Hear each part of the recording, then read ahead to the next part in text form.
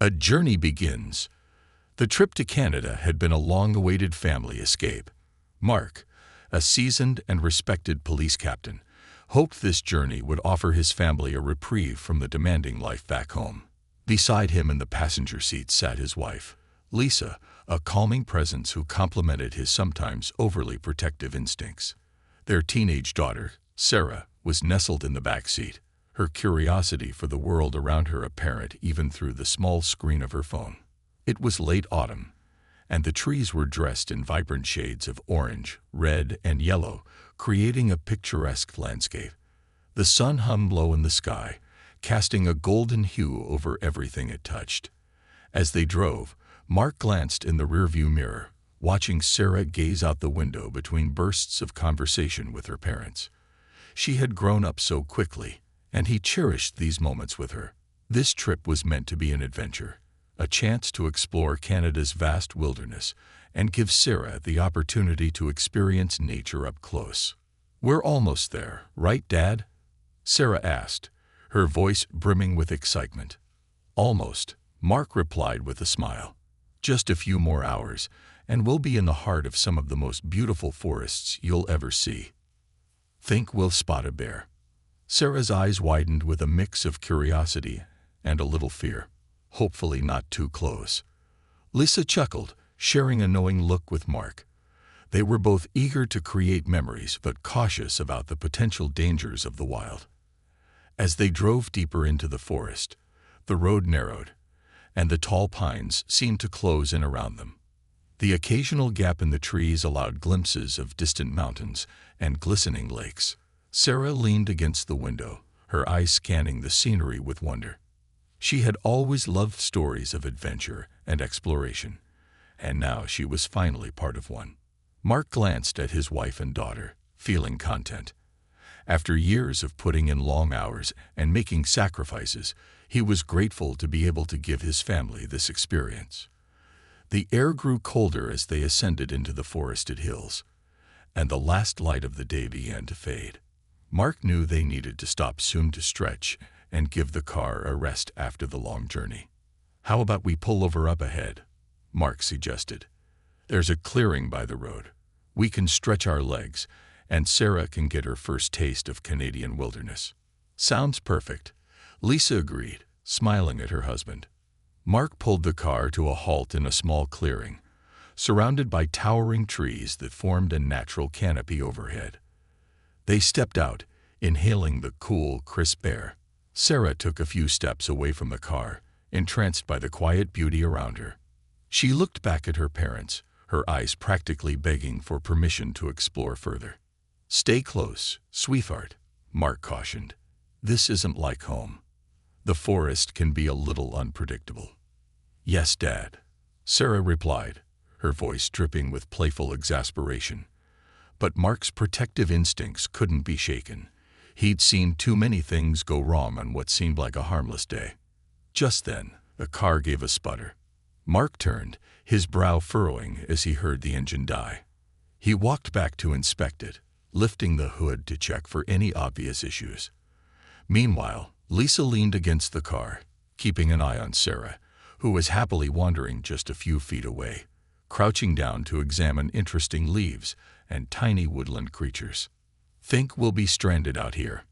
Lisa asked, a teasing note in her voice. "Nothing I can't fix," Mark replied with a grin, but a hint of worry crept into his voice. The day was nearing its end, and the last thing he wanted was for his family to be stuck in the dark, far from any help. After a few minutes of tinkering, he found a loose connection, one he felt he could tighten up enough to get them moving again. As Mark worked on the car, Sarah wandered a little further. The shadows were lengthening, and the trees seemed to grow taller and denser as the daylight faded. Just as she was about to turn back, something caught her eye, a glint of light reflecting off something in the distance. Intrigued, she moved closer, realizing it was a frozen lake nestled among the trees, its surface glittering in the last rays of sunlight. Her heart raced as she took in the sight. It was like discovering a hidden treasure in the wilderness, a place untouched and pristine.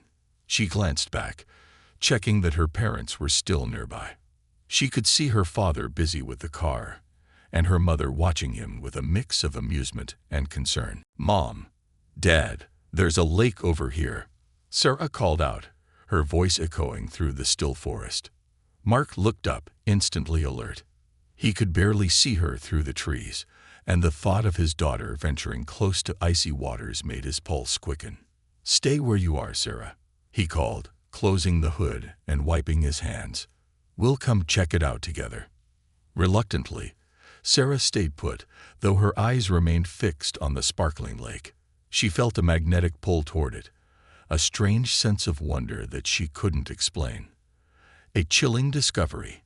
As dusk settled over the forest, the crisp air around the family began to cool even further, a gentle but noticeable drop in temperature that hinted at the encroaching winter. Mark, satisfied with his quick fix to the car, closed the hood and motioned to Lisa. They exchanged a warm smile before looking toward where Sarah had called out about the lake. She was standing still, her silhouette framed by the dimming forest, her gaze fixed on the shimmering surface of the frozen lake she had found. "Let's go see what our little explorer has discovered," Mark said, trying to keep his voice light, though the quiet stillness of the forest kept his police instincts sharp. Together, Mark and Lisa moved toward Sarah, navigating the mossy ground and weaving between trees. As they approached, they began to see the lake through the gaps in the branches. A mirror-like expanse, its icy surface capturing the fading light in an otherworldly way. Sarah looked back at them, her face illuminated by an expression of awe. "It's beautiful, isn't it?" she asked, her voice soft with wonder.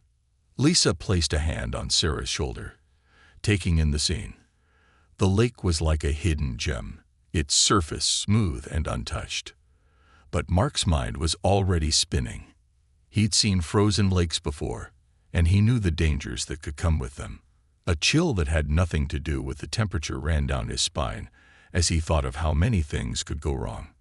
"Just remember, honey, it may look solid, but ice can be unpredictable. Stay close to the shore," he said, giving her a gentle but firm look. Sarah nodded, still transfixed by the lake, yet mindful of her father's caution. She knelt at the lake's edge, her fingers reaching out to touch a rock frozen in place at the waterline, its smooth surface encased in a thin layer of ice. The cold bit at her fingers, but she didn't mind. She was captivated by the quiet beauty of the place. As Mark and Lisa watched Sarah, they began to relax, the serenity of the surroundings pulling them into a sense of calm. The dark shapes of the trees against the dusky sky added a mysterious charm, and for a moment, they allowed themselves to simply enjoy being together as a family, far from the noise and pressure of city life. But that calm was suddenly shattered by the sound of footsteps crunching through the snow-covered leaves nearby. Mark's senses were instantly on high alert. He turned, his eyes scanning the shadows among the trees. Out of the dimness emerged a man, dressed in the uniform of a local officer, though his face was obscured by the shadow cast by his cap. Something about his presence was unsettling. He walked with an air of authority, but there was a coldness in his gaze that made Mark's instincts flare. The man offered a tight smile as he approached, his eyes flitting from Mark to Lisa, and then settling on Sarah. She felt his stare and instinctively took a step closer to her parents. The officer's face remained expressionless, his gaze hard and unsettling. "Evening," the man said, his voice low, almost gruff. "Didn't expect to find anyone out here. These woods don't see many visitors this time of year." Mark nodded politely, his hand resting protectively on Sarah's shoulder. "We're just passing through. My family and I wanted to stretch our legs. Beautiful area." The officer's eyes flicked back to Sarah, a brief glint of something unreadable in his expression. "The lake can be dangerous," he said, his tone almost dismissive, as if he were delivering a warning rather than expressing genuine concern. "Ice isn't as thick as it looks." "I've told her," Mark replied, keeping his tone measured. There was something off about this man, something Mark couldn't quite place. In his years on the force, he'd learned to trust his instincts, and right now, Every fiber of his being was screaming to keep this man at arm's length. The officer's gaze hardened, and he looked past them to the car in the distance. "Having trouble with your vehicle?" "Just a minor issue," Mark replied. He couldn't shake the feeling that the officer's questions weren't merely out of curiosity. The officer took a step closer, his boots crunching against the frozen ground. "You should be careful out here.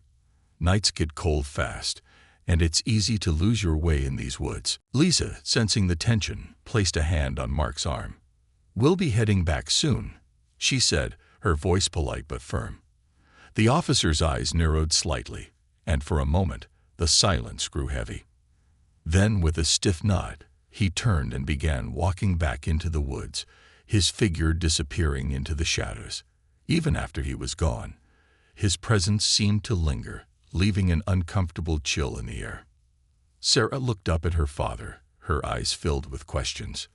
"Dad, why did he seem so strange?" Mark squeezed her shoulder reassuringly, though his own heart was still pounding. "Some people are just like that," he replied, though he didn't entirely believe his own words. They turned back to the lake, but the magic of the moment had faded.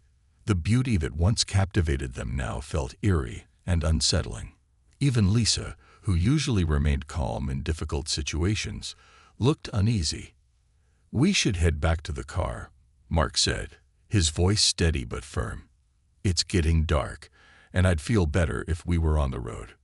Sarah reluctantly nodded, glancing once more at the lake before turning away. They started back toward the car, their footsteps crunching softly against the frost-covered ground.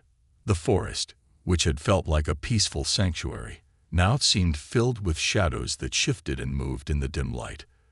The trees loomed overhead, their branches intertwining in a way that made it feel as though they were closing in around them. As they neared the car, a sudden cracking noise echoed from the direction of the lake. All three of them froze, turning in unison to face the sound. It was unmistakable, the sharp, unmistakable crack of ice breaking. Without thinking, Sarah bolted back toward the lake, fear and concern overtaking her senses. "Wait," she cried, though she wasn't sure who or what she was calling out to. Mark shouted after her, sprinting to catch up, Lisa right on his heels. When they reached the lake, their worst fears were realized. A jagged line had splintered across the lake's surface, leading from the shore to a patch where the ice had broken, leaving a dark, gaping hole. Panic surged through Mark as he frantically scanned the area, hoping against hope that no one had fallen through. The silence was deafening, broken only by the occasional groan of shifting ice. Mark's mind raced. He'd seen enough accidents in his line of work to know the dangers of thin ice, and the lake now looked like a trap waiting to ensnare anyone who dared venture too close. "Sarah, stay back," he commanded, his voice sharper than he intended. She nodded, her face pale with fear as she clung to her mother's side.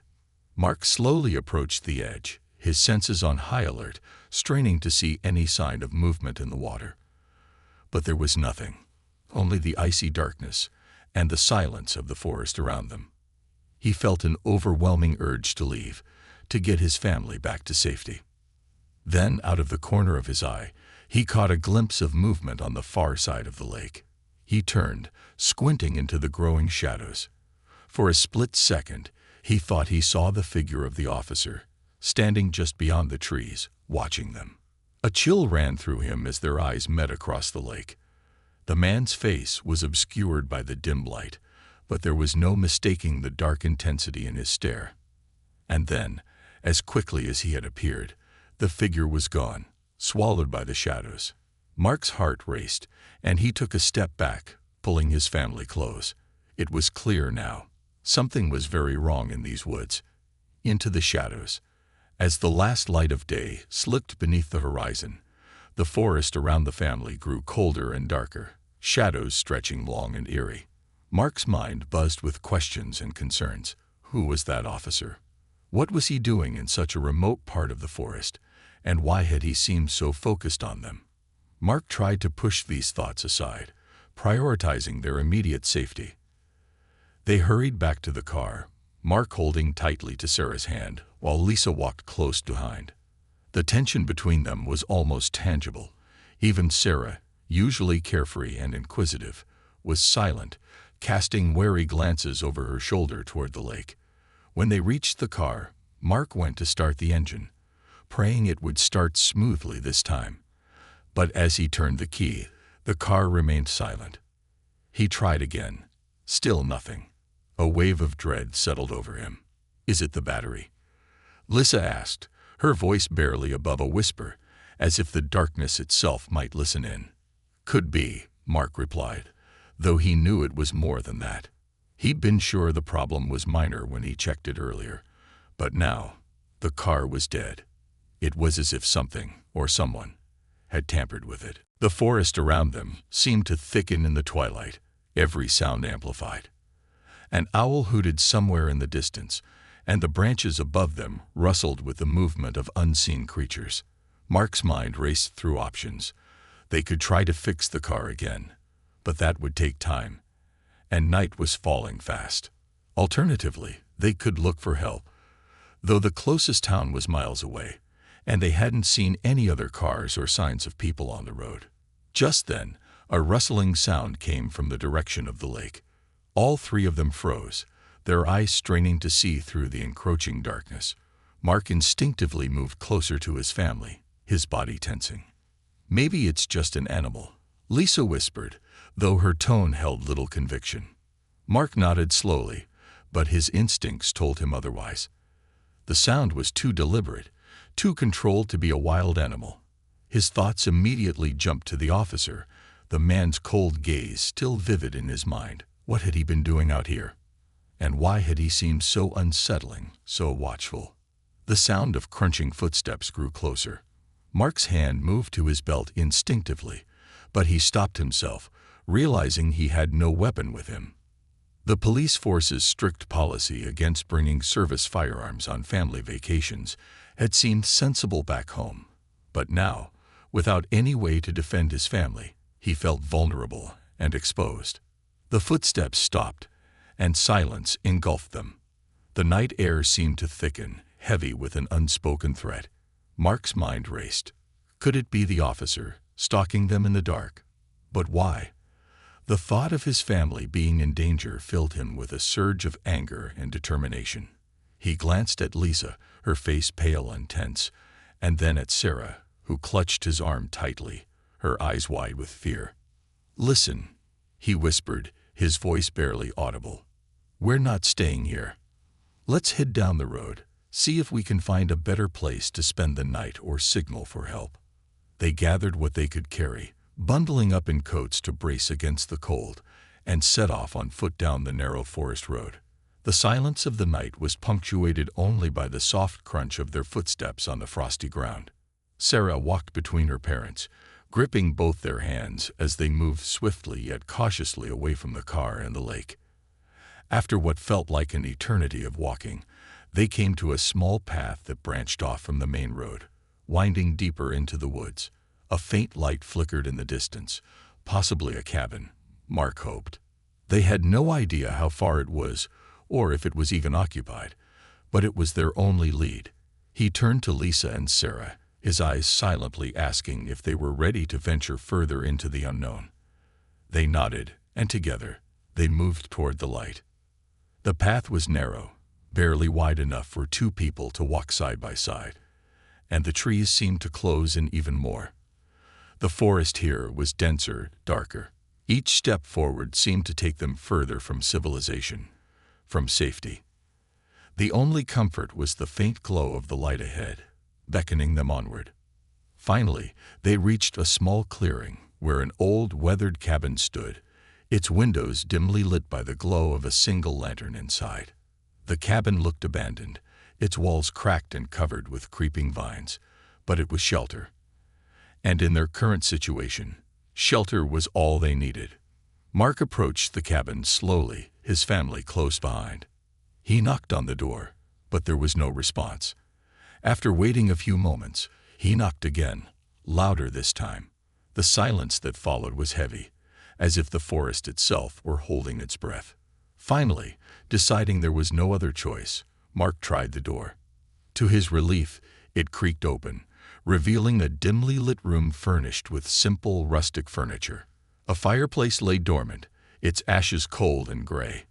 A wooden table and a few chairs were scattered about, and a narrow staircase led to a loft overhead. "We'll stay here for the night," Mark said, more to himself than to anyone else. He led his family inside, closing the door behind them. They immediately felt a sense of relief, though the cabin's eerie atmosphere wasn't exactly comforting. Still, it was better than facing the unknown dangers of the forest. As they settled in, Mark inspected the cabin, trying to ensure it was secure.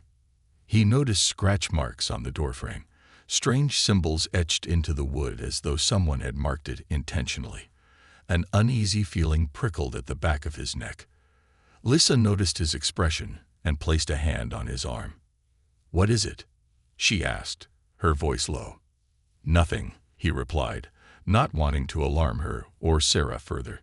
"Just some old markings, probably left by hunters." Lisa nodded, though she didn't seem convinced. The night continued to deepen, the shadows thickening around them. Mark found a few blankets stashed in a dusty corner and handed them to Lisa and Sarah. They huddled together, trying to stay warm as the temperature inside the cabin dropped. Just as they were beginning to settle down, a loud knock echoed from the door, freezing them in place. Mark's heart skipped a beat. He glanced at Lisa, who held Sarah tightly, her face white with fear. The knock came again, louder this time, as if whoever was outside was determined to be let in. Mark took a deep breath, steeling himself. He walked to the door, his hand hovering over the doorknob. "Who's there?" he called, his voice firm. Silence. He waited, listening intently, but no answer came. Slowly, he turned the doorknob and cracked the door open, peering outside. The darkness seemed to stretch endlessly, and for a moment, he thought no one was there. But then, just at the edge of the clearing, he saw it, the figure of the officer, standing motionless, his face obscured in shadow.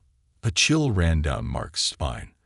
The officer didn't move or speak. He simply stood there, watching them with an intensity that made Mark's skin crawl. It was as if he were waiting for something, testing their resolve. Mark felt a surge of anger. Who was this man, and what did he want from them? "Leave us alone," Mark shouted, his voice echoing through the still night. The officer didn't respond. He remained rooted in place, his gaze fixed on the cabin.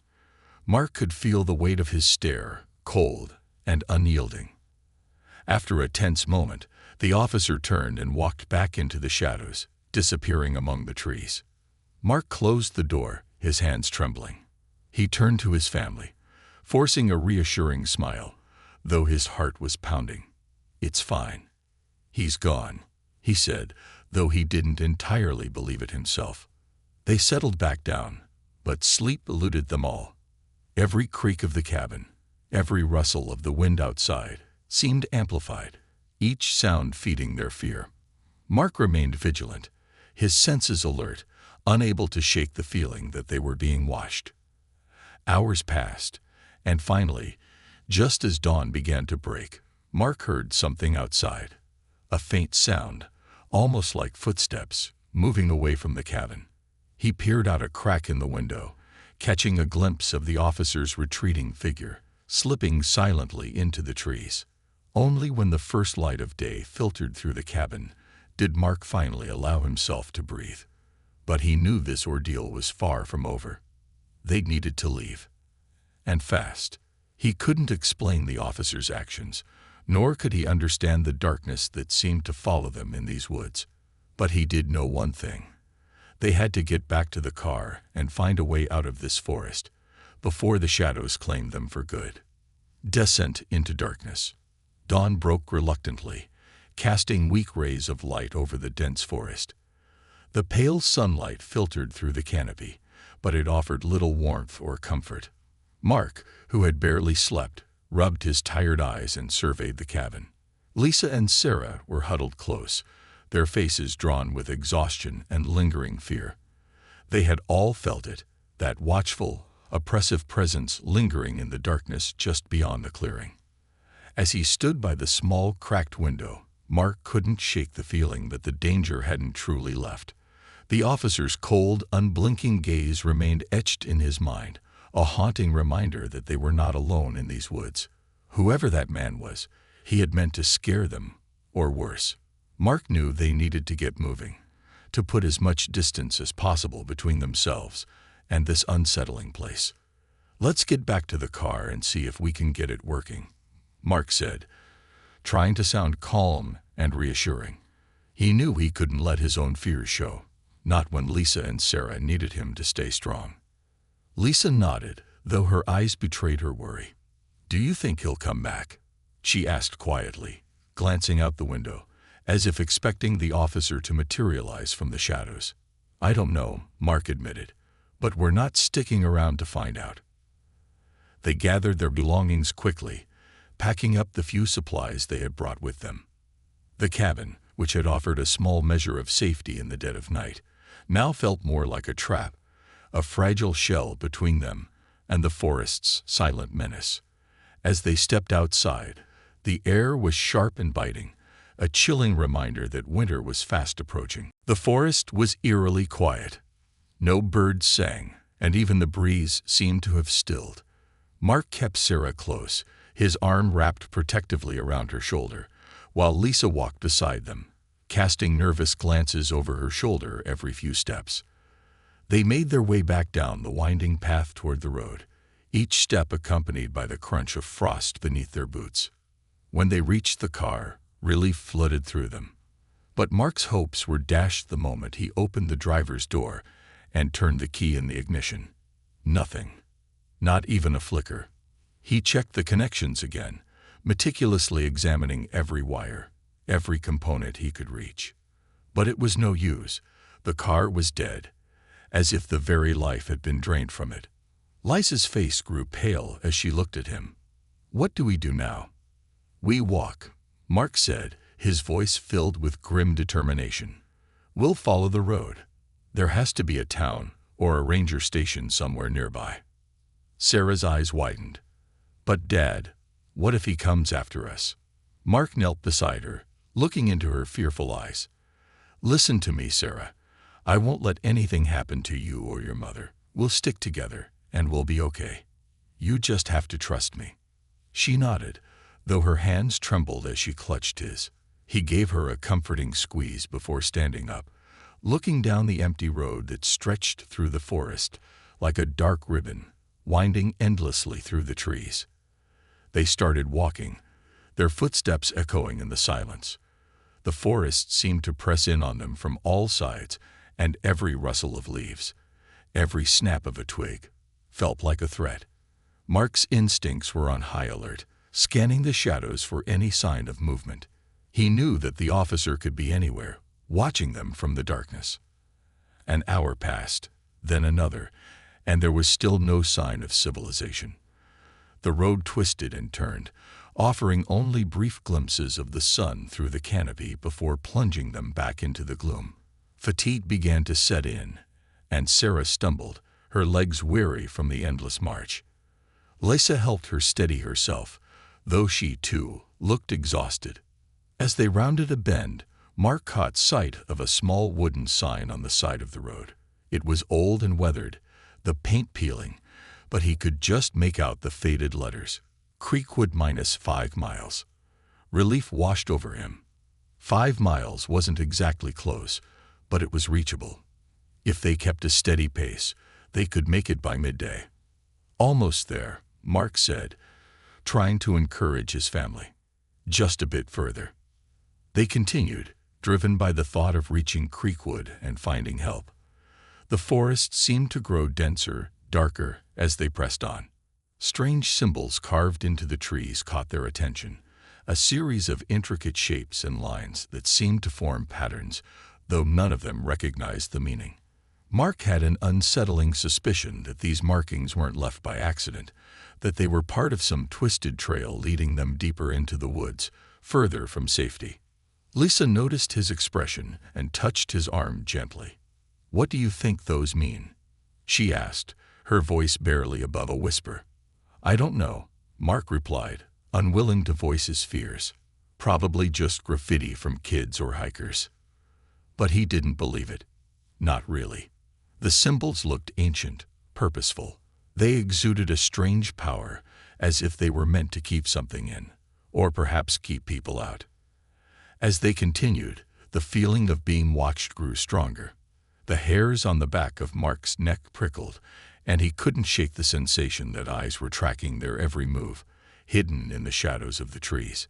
He glanced over his shoulder every few minutes, but each time he saw nothing, only the dense, silent forest stretching behind them. Finally, as they neared a small clearing, Sarah gasped and stopped abruptly, her eyes wide with horror. "Dad, Mom, look." Mark and Lisa turned to where Sarah was pointing, and their blood ran cold. There on the ground, half hidden by fallen leaves, lay a trail of fresh footprints leading into the trees. They were large, booted prints, unmistakably human, and they were far too close for comfort. Mark crouched down, examining the footprints. They were recent, perhaps within the last hour, and they followed the same path they were taking.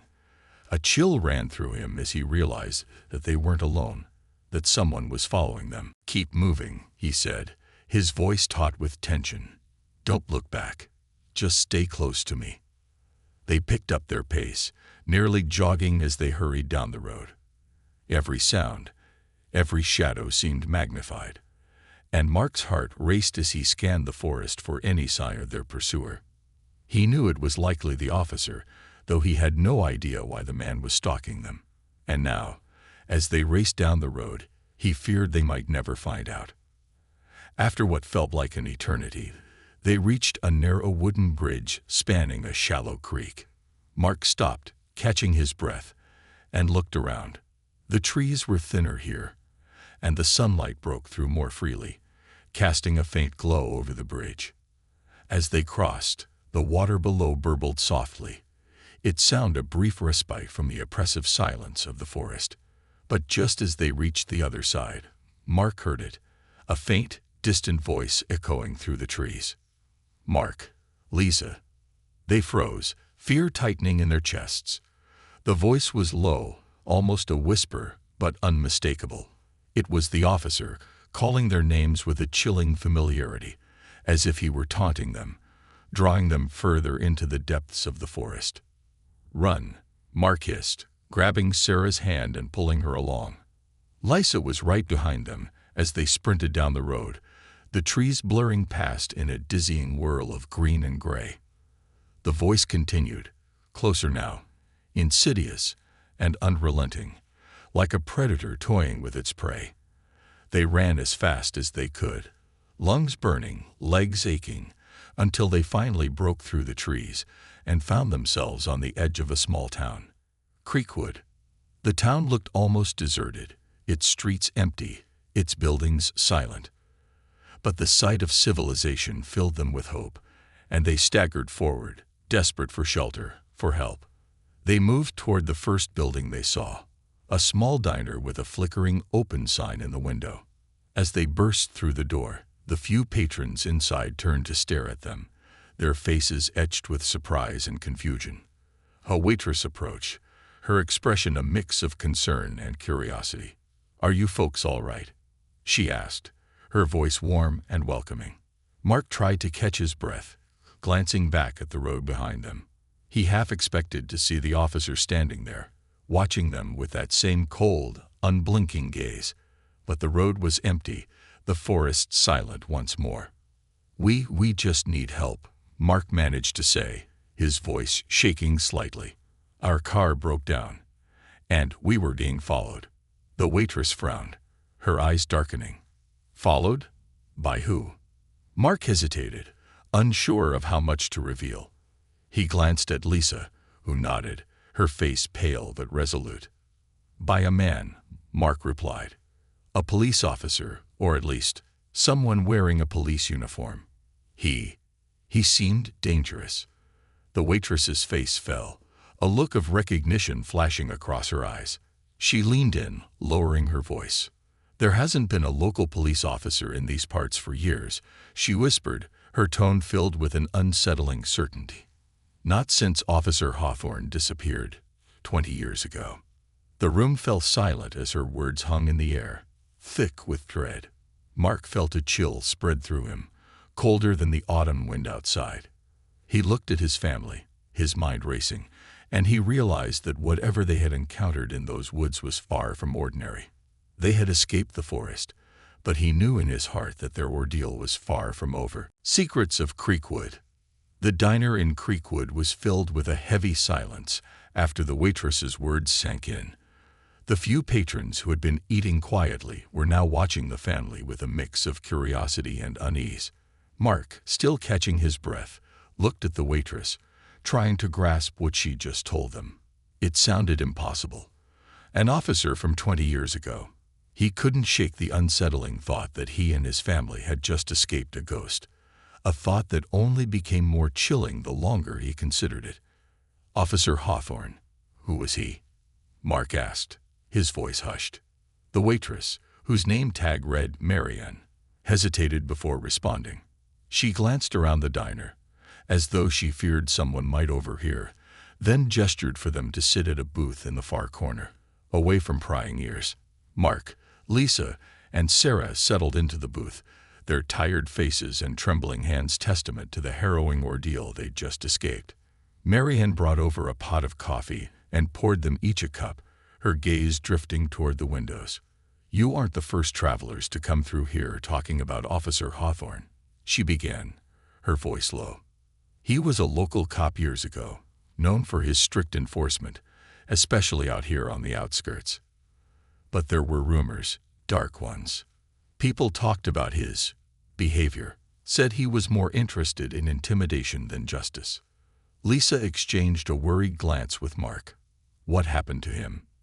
Marianne sighed, folding her arms across her chest as she leaned against the booth. "One winter, he disappeared, went out on patrol and never came back. His car was found abandoned by the lake, but there was no trace of him. No body, no signs of struggle. The town searched for weeks, but he was never found. Some folks say he lost his way in the forest and froze to death. Others say he didn't exactly die." Sarah, who had been listening intently, finally spoke, her voice barely above a whisper. "Didn't die. What does that mean?" Marianne's eyes darkened. "There's a story, one the locals don't like to talk about. Some say he made a deal, something to keep him tied to these woods. They say he became a guardian of sorts, though not one you'd want watching over you. The ones who've claimed to see him, like you all, describe him the same way. Cold, silent, with a stare that makes you feel like he can see right through you." Mark rubbed his temples, feeling the weight of their encounter even more. He'd been a cop for years, had dealt with dangerous criminals and tense standoffs, but this was something else, something that defied logic. "But why would he be following us?" Mark asked, frustration edging into his voice. "We're strangers here. We didn't do anything to provoke him." Marianne hesitated again, glancing around as if to ensure no one was listening. "Legend says he protects the woods, but he doesn't just guard against threats. He tests people. Outsiders, mostly. Some think he's drawn to those who wander too far from the path, or to families who have certain connections." "Connections?" Lisa asked, frowning. "Are you police?" Marianne asked Mark cautiously, her gaze studying him intently. "Yes, I am," Mark admitted. "I'm a captain back in the States." Marianne nodded knowingly, as if this explained everything. That might be why. It said Officer Hawthorne is particularly drawn to other officers. Some say he feels a twisted kinship, like he's still trying to enforce his own brand of justice. Maybe he saw you as a threat, or a rival. The words settled heavily around the table, and for a moment, they all sat in silence, letting the weight of her explanation sink in. Mark felt a growing sense of dread. He thought of that icy stare, the feeling that they were being hunted. Was it possible that Hawthorne, or whatever he had become, sensed Mark's presence, sensed that he was another man of the law encroaching on his territory? "Is there a way out?" Sarah asked, her voice trembling. "A way to leave him behind." Marianne looked at Sarah with pity. "Those who've encountered him and made it out, they say you have to face him. Not run, not hide. He doesn't let people go easily. You have to confront him on his terms, find a way to satisfy him. They say that sometimes he offers a choice, a test of courage, loyalty, something unexplainable." Lisa shivered, wrapping her arms around herself as she glanced at the windows, half expecting to see that chilling figure watching them from the edge of the woods. Mark clenched his fists, a storm of emotions brewing inside him. He was torn between the desire to protect his family at any cost and the crushing realization that they might not have a choice. He'd faced down criminals and walked through gunfire, but this was something beyond his training, beyond anything he'd ever believed. Marianne leaned in, her voice barely a whisper. "The lake. If you're going to confront him, it has to be at the lake. That's where he disappeared. And that's where people say he's strongest." Mark's jaw tightened.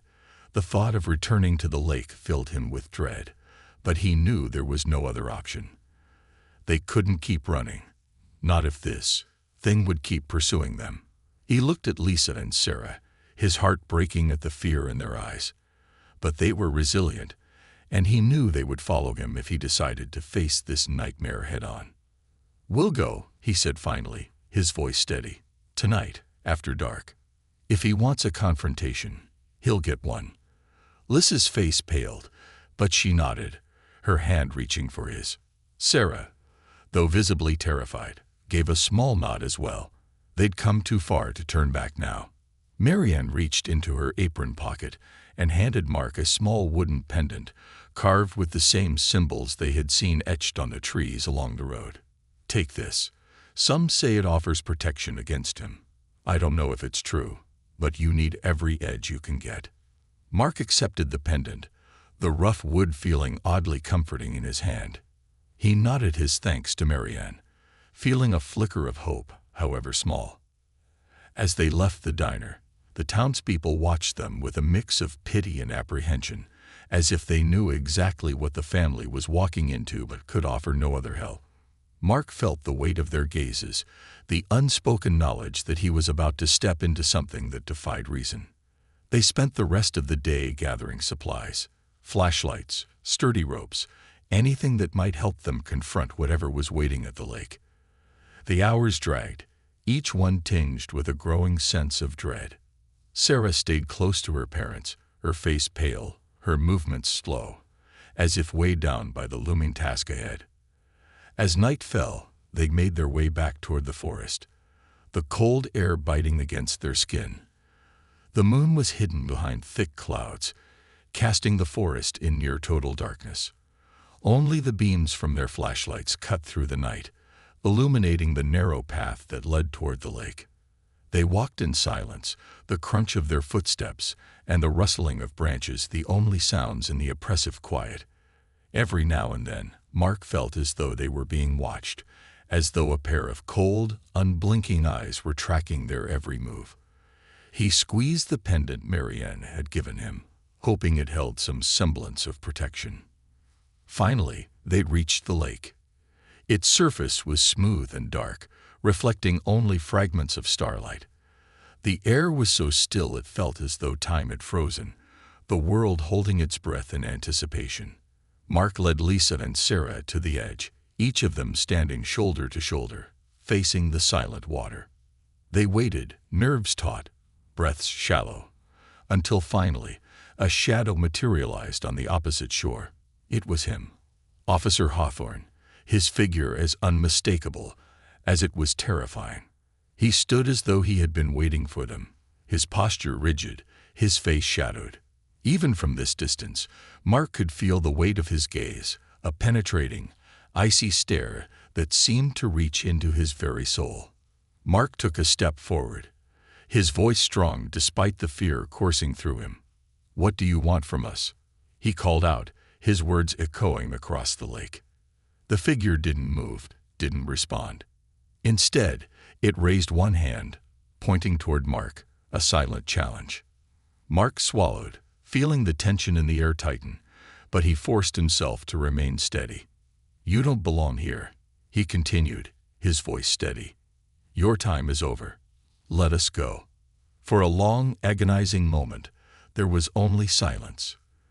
Then, slowly, the figure began to move, stepping forward, its feet making no sound as it glided over the frozen ground toward them.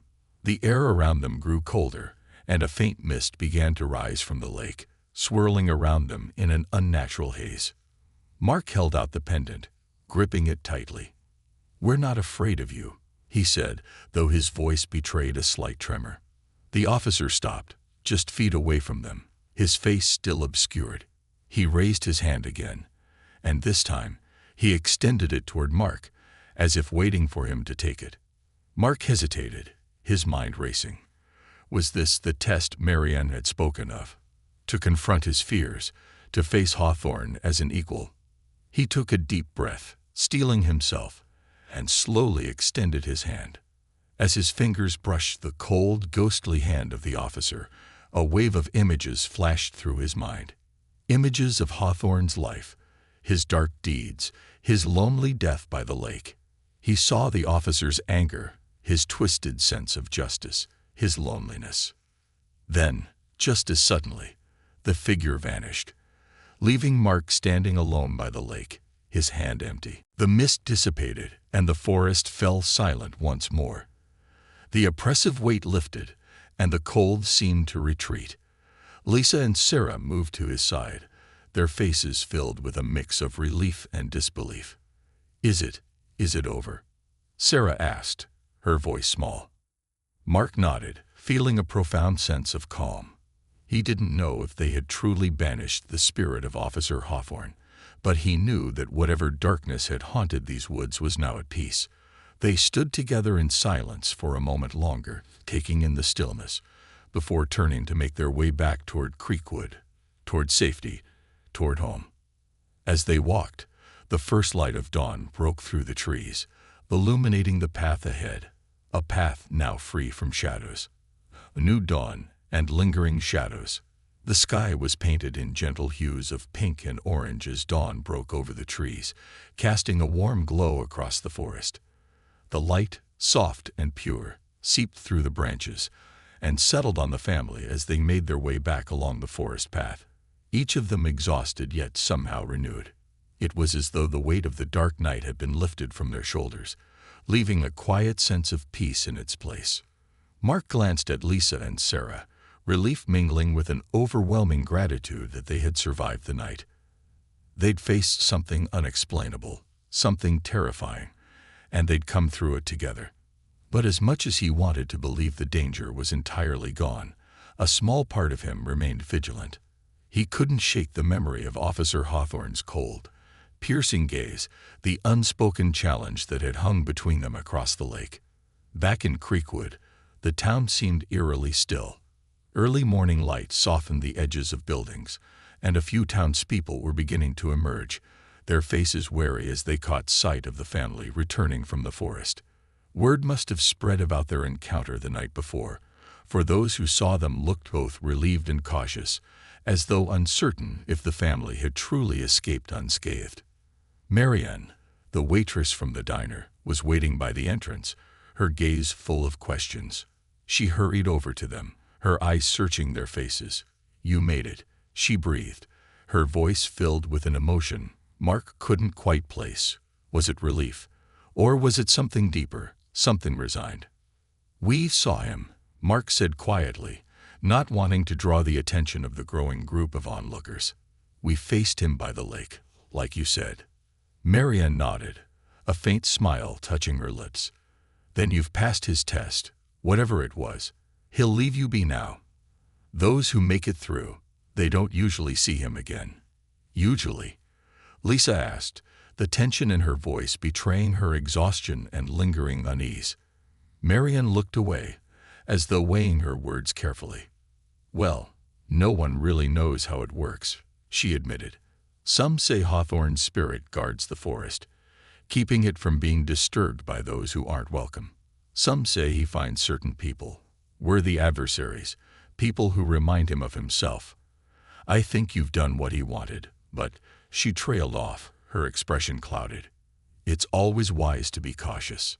Mark's jaw tightened. The idea of carrying this shadow with him, even as they left the town, was unnerving. So, what now? He asked. Do we just leave? Yes, Marian said, nodding. It's best to put distance between yourselves and this place. The less you linger here, the better. The forest has a way of holding onto memories. As they said their goodbyes to Marianne, Mark felt a strange sense of closure. Whatever haunted Officer Hawthorne and the forest, they had confronted it, faced the test it demanded. But something in Marianne's words echoed in his mind, a reminder that certain mysteries remained unsolved, that some shadows could never fully be left behind.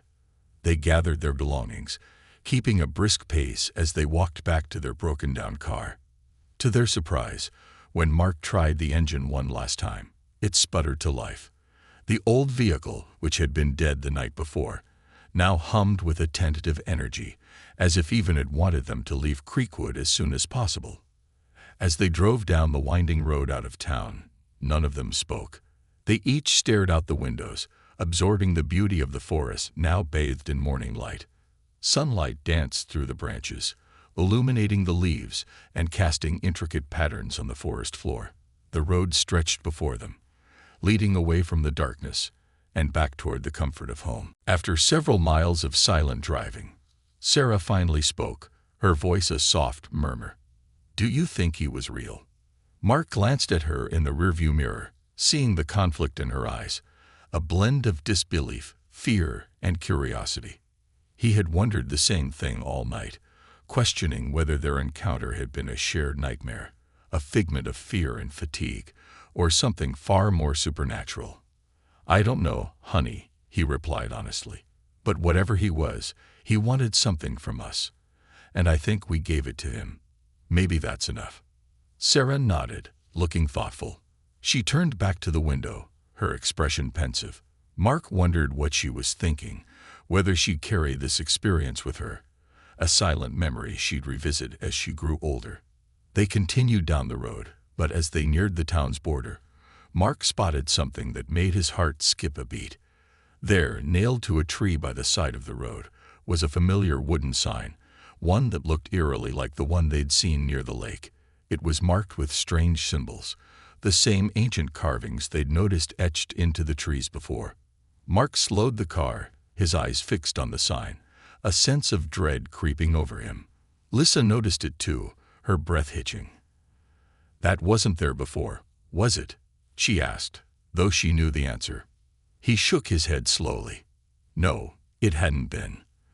The symbols, the placement, it all seemed like a message, something meant specifically for them. He felt a prickle of unease, as if the forest were reminding them that it wasn't quite ready to let them go. Taking a deep breath, Mark pressed his foot to the gas, accelerating past the sign and back onto the main road. Whatever that sign meant, he wasn't going to stop and find out. He wanted to put as much distance as possible between his family and this haunted place. An hour passed, then another, and gradually, the trees began to thin, giving way to open fields and hills. The tension in the car began to ease, the oppressive weight that had settled over them lifting as they drove further from Creekwood. They were on the cusp of leaving it all behind, of returning to a semblance of normalcy. Yet, as they continued down the road, Mark felt an odd sensation, a tugging at the edge of his mind, as if the forest itself had taken root somewhere deep inside him. He wondered if he'd ever truly be free from the memory of those dark woods and the man who'd haunted them. Finally, they crossed the state border, and the air around them seemed to lighten, the weight of their encounter fading. They pulled into a small rest stop to stretch their legs and grab a quick meal, their spirits slowly lifting with the distance they'd put between themselves and the forest. Sitting around a small picnic table, they shared sandwiches and snacks in silence, each of them savoring the ordinary moment, grateful to be safe. It was only as they were finishing up that Mark noticed something strange. Beneath his left sleeve, just above his wrist, was a faint bruise in the shape of a handprint. He stared at it, feeling a chill wash over him as he remembered the cold touch of Officer Hawthorne's hand at the lake, the strange, fleeting connection he'd felt. Lisa noticed his expression and leaned over, her face growing pale when she saw the mark. "Mark, what is that?" He shook his head slowly, not entirely sure himself. "A reminder," he murmured, his voice filled with a mixture of awe and fear. Maybe he left something behind, a piece of himself. They packed up their things, the quiet sense of peace slipping away as unease settled over them once more. As they climbed back into the car, the air felt thick with unspoken words, shared fears that none of them could quite voice. They drove on, each of them lost in their own thoughts. Mark kept his eyes on the road, but every now and then he'd glance at his wrist, the bruise there a constant reminder of the presence they'd left behind in Creekwood. He wondered if, in some way, Officer Hawthorne had marked him, a bond that could never truly be severed. As they crossed into familiar territory and the city skyline loomed ahead, Mark finally allowed himself to breathe. They were almost home. He had his family, and for that, he was endlessly grateful. But he knew that some part of him would never truly leave those woods, that the encounter with Officer Hawthorne would remain a shadow in his life. In the weeks that followed, he would catch himself staring at that bruise on his wrist, wondering if it would ever fade, if the cold presence of the ghostly officer was gone for good. And in quiet moments, he'd think of the forest, the lake, and that silent figure watching from the edge of the trees, his gaze full of unspoken challenges and haunting memories. The encounter would linger like a whisper, a reminder that some places, and some spirits, never truly let go. As he watched his family settle back into their normal routines, Mark vowed to move forward, to live his life unburdened by shadows. But deep down, he knew he'd always carry a piece of that night within him, a memory of the dark forest, the frozen lake, and the chilling stare of Officer Hawthorne, a ghostly sentinel, forever guarding the woods they had dared to enter.